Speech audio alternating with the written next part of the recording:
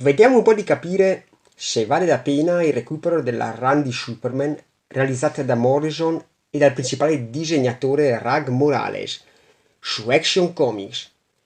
Nel frattempo che ve ne parlo, sfoglieremo insieme i 3 volumi RV Lion che compongono il più recente omnibus, edito da Panini Comics.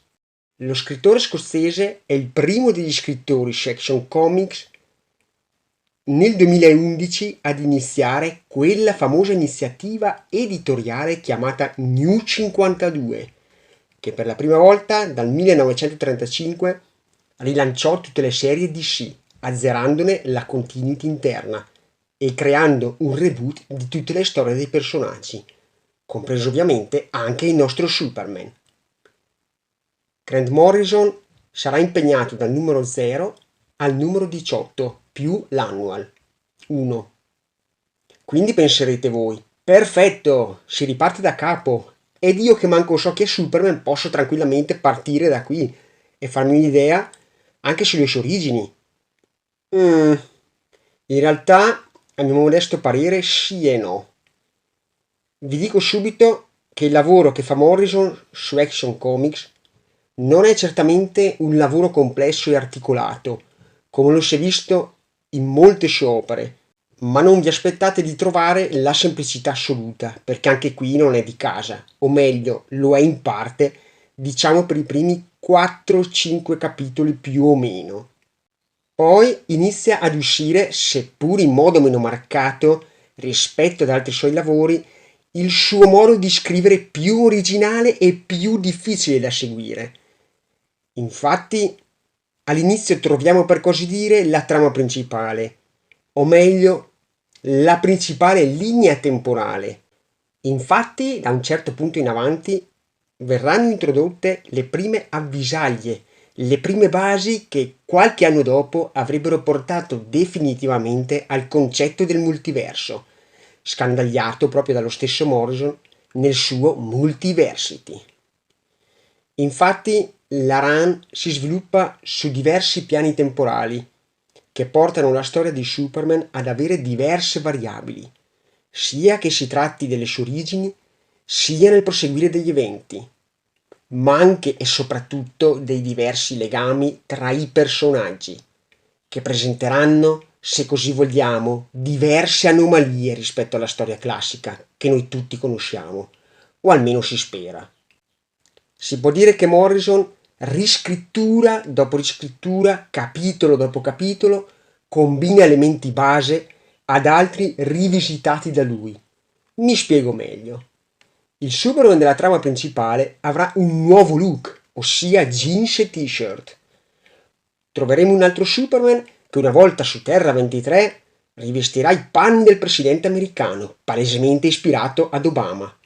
I genitori adottivi sono morti, in un altro piano temporale sono vivi, ma ad un certo punto il padre muore. Lois è fidanzata con Clark, ma non conosce la sua identità. Poi abbiamo Lois che è fidanzata e sa che è Superman. E su un altro piano addirittura si sposano. Superman odiato dal popolo e Superman amato dal popolo.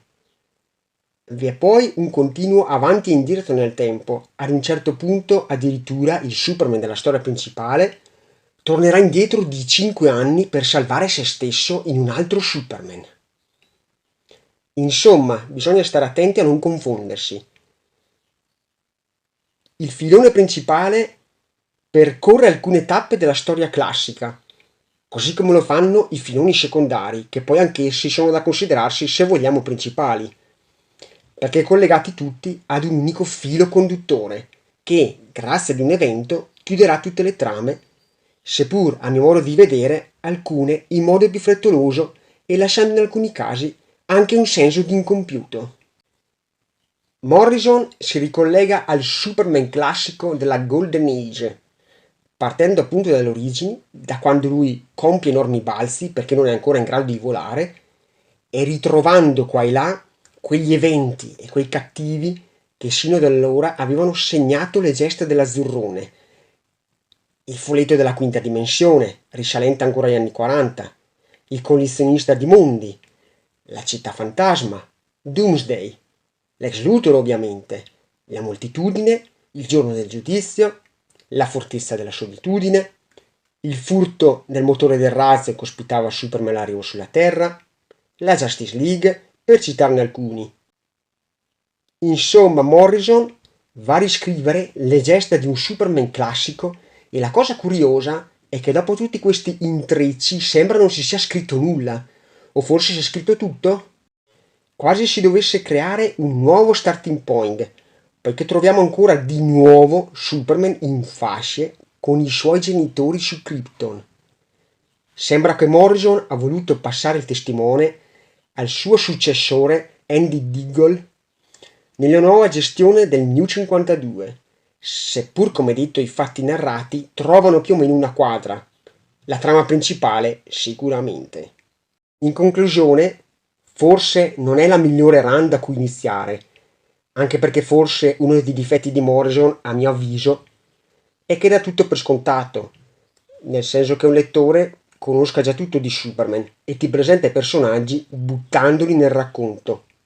Difatti io alcuni personaggi non li conoscevo e quindi sono dovuto andare a documentarmi sulle loro origini. Certo, lo potete leggere anche così, ma per apprezzare meglio il lavoro di Morrison dovete essere lettori abbastanza esperti del personaggio. Un rilancio che a mio modesto modo di vedere non ha proprio azzerato le origini del personaggio, ma ha agitato ancora più confusione per quanto mi riguarda. Vicende per certi versi raccontate a singhiozzo, che intervallano archi narrativi a mini episodi slegati, fatti quasi per riempire i buchi tra una vicenda e un'altra, rompendo una scrittura in continuity già interrotta dai diversi avvenimenti che accadono in tempi diversi. E questo lo si nota anche dai disegni, curati per gran parte dallo straordinario Rags Morales e in alcuni punti da altri disegnatori, quasi a sembrare che Morales non abbia avuto il tempo di disegnare, non rientrando nei tempi stabiliti e quindi si abbia avuto la necessità di scrivere altro sul personaggio nel frattempo, quasi come una sorta di spin-off a colmare le uscite. Una run che devo dire mi ha intrattenuto, me la sono sparata in 4 giorni, ricca d'azione e imprevedibile, proprio per il continuo mescolamento di eventi. Una bella lettura con i suoi difettucci, perché ci sono secondo me, ma non credo sia una tra quelle che ricorderò tra le più memorabili. Preferisco di gran lunga il Morrison più strampalato e fuori di testa, fuori dall'universo DC, del suo Animal Man e del suo Doom Patrol. Quindi, se vi dovessi dire se ne vale la pena il suo acquisto, un 50 e 50. Se vi piace Superman e la scrittura di Morrison, vi dico è da prendere sta run, anche perché ha avuto, secondo me, una cassa di risonanza abbastanza importante tra i lettori, all'epoca, e di una certa importanza se vogliamo storica.